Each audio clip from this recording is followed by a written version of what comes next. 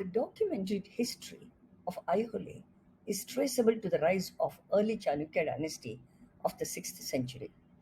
Along with Pattadakal and Badami, it became a major cultural center and a religious site for innovations and in architecture and experimentation of ideas.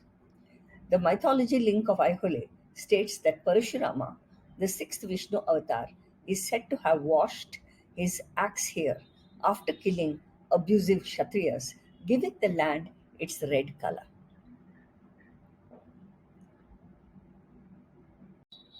This imposing structure is the Durga temple, and this is the first structure that you come across as you touch Aihole.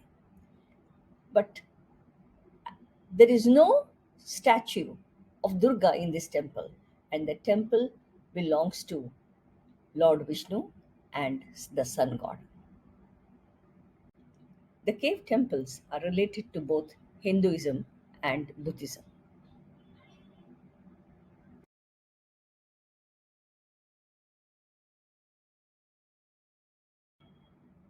The Chalukyas sponsored artisans and built many temples in this region between the 8th and the 9th century.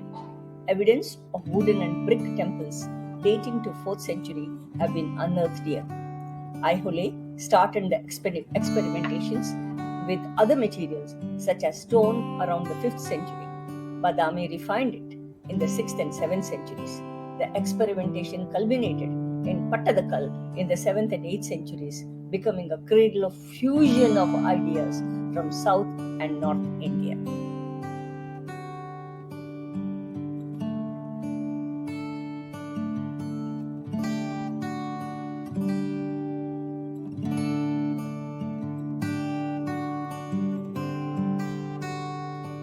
The Aihole inscription was written by Ravi Kirti, the court poet of King Pulakeshi II. The poetic verses, which are referred to as Shila Lake, Shila refers to stone, Lake refers to writing, of Ravi Kirti in praise of the king within the Meguti temple, dated 634 circa.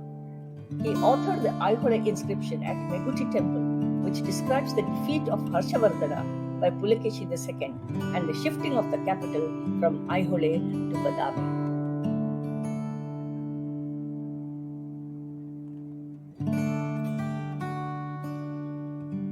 In 8th century, Shiva temple was renamed Lard Khan temple after a Muslim commander of Bijapur who briefly lived here.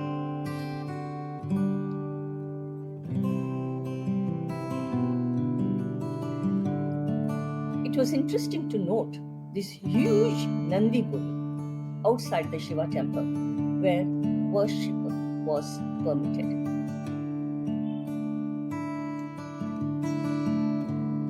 The royal insignia of the Chalukyas was found at the Lard Khan temple.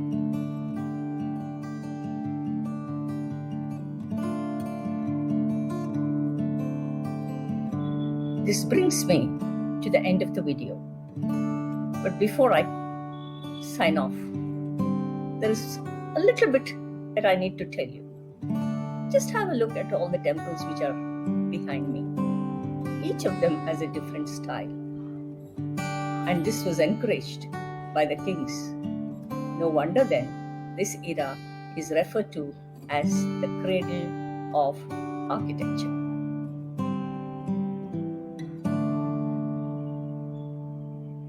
It has given me a lot of pleasure to put together all that I had gleaned from my visit, and I hope you have enjoyed it.